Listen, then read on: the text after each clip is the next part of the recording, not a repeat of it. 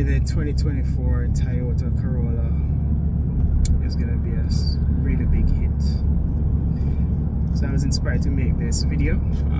Currently I own several cars. I have quite a bit of experience with different technologies and drivetrains.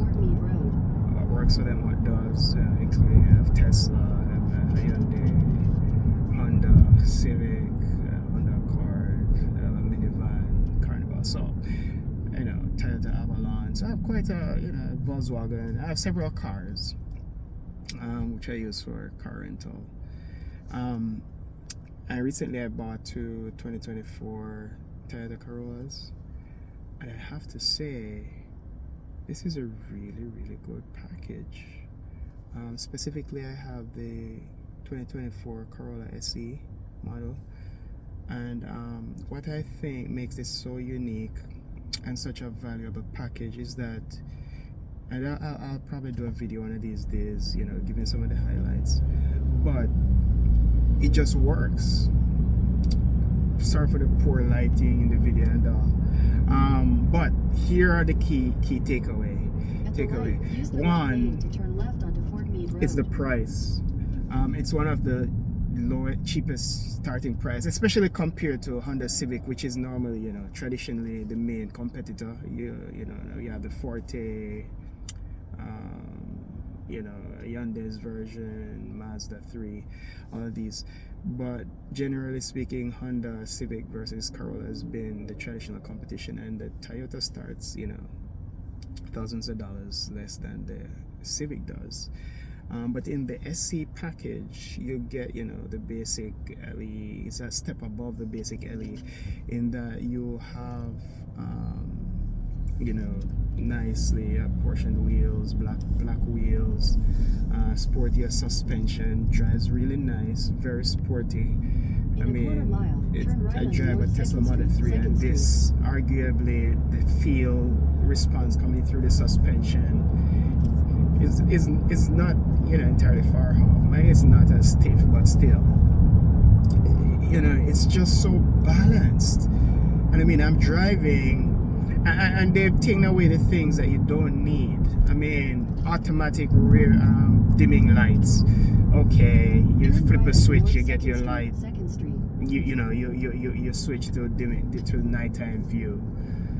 Not the biggest thing, but at the same time, automatic headlights, automatic high beams. That's there. Your seat function, it's all manual. But hey, it works. It won't break. It's not another electric thing that's subject or likely to break. It just works. I put some, Corollas are so common. I've been able to put some seat covers on. The seats are relatively comfortable, but they're so common. Go on Amazon, you can find leather-like seats, very comfortable looking, luxurious.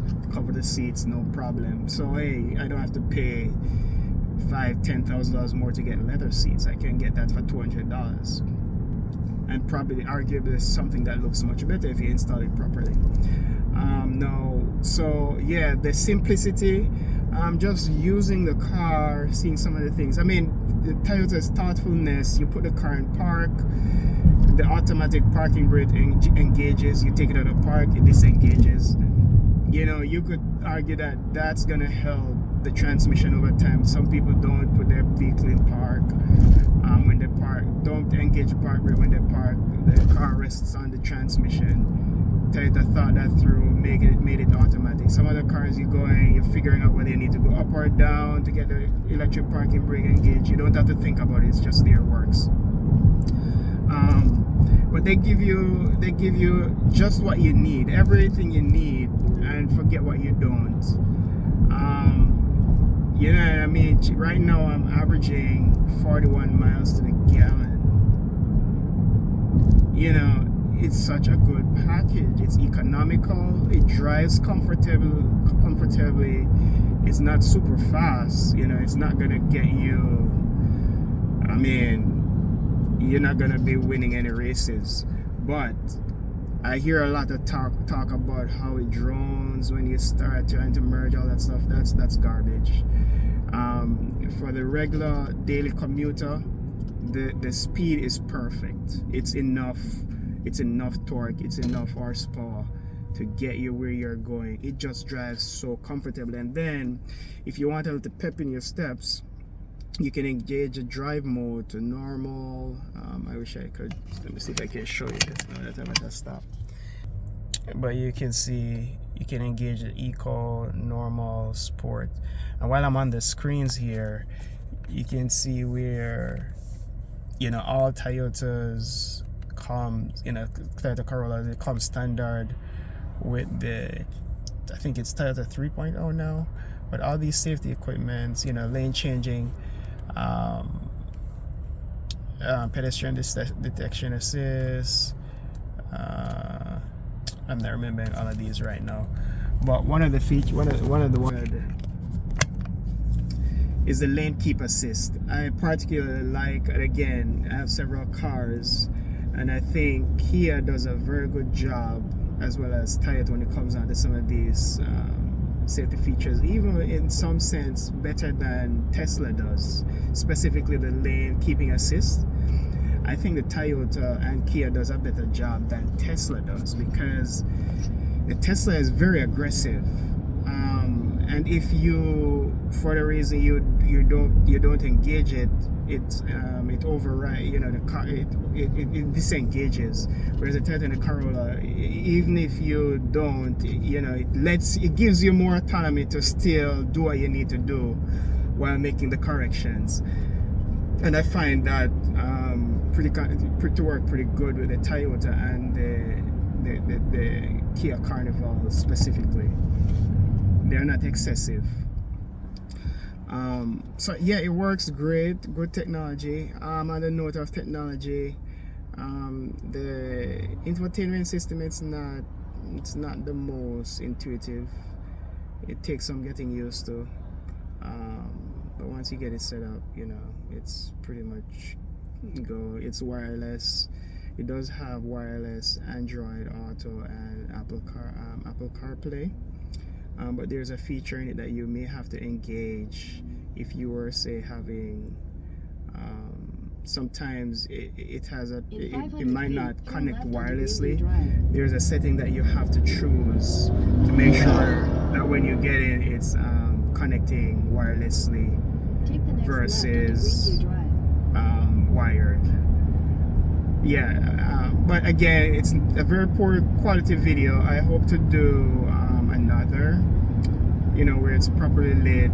I can show you some of what I'm saying, but I just quickly wanted to go through, you know, some of these. So some takeaways as to why to buy a Toyota Corolla. It's just a perfectly balanced package. The driving is comfortable. The speeding is accurate. Not accurate. The speeding is appropriate.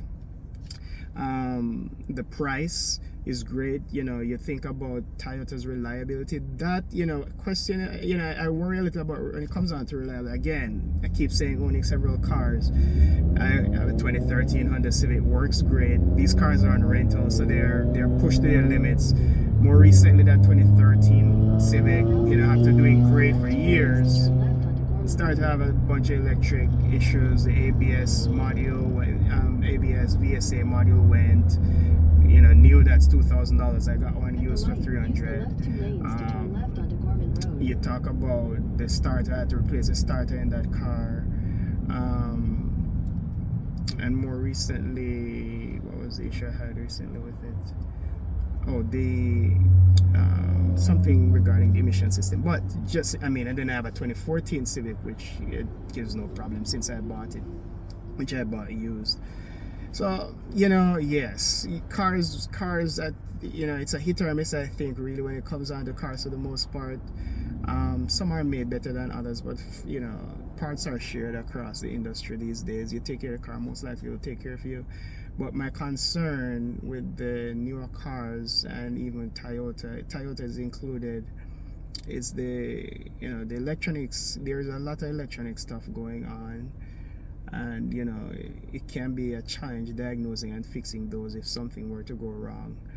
And, you know, with a lot of electronic control modules controlling different aspects of the car versus the older cars where things are more mechanical, I think it increases, other variables that might, affect reliability. Fundamentally, you think about it, a 2013 Civic was giving you almost 40 miles to the gallon. I mean, we're over 10 years later, and it's not that significant of a difference. This Toyota SC model gives up to 40 miles. The LE gives 41 miles to, 30. So it's not that much different for all these technological advances centered on improving fuel efficiency. It's not entirely great, or you would expect at least more. But I love this car. I love how it drives. It's very smooth, very quiet, soft over the bumps, even with these very skinny tires. I think Toyota has done a very good job and made a very well-rounded product. I've traditionally been more of a Honda person, but I can definitely say that this is a good product. I'll make a better video at some point. I was here, I'm like, hey, I need to start doing something like this. So hey, if you are here to the end, which some people probably left after this on and off poor lighting. But yeah, I'm thinking of starting a channel to kind of just share some of my experiences with different cars, give little tips and guidance here and there as to my ownership experience, so hopefully you can make a more informed decision when buying your cars. It's a big investment, and you want to save where you can save, especially when it comes down to cars, which can be a headache, and more parts are becoming expensive and so forth. Thanks for tuning in. I'll see you in the next one. Bye bye.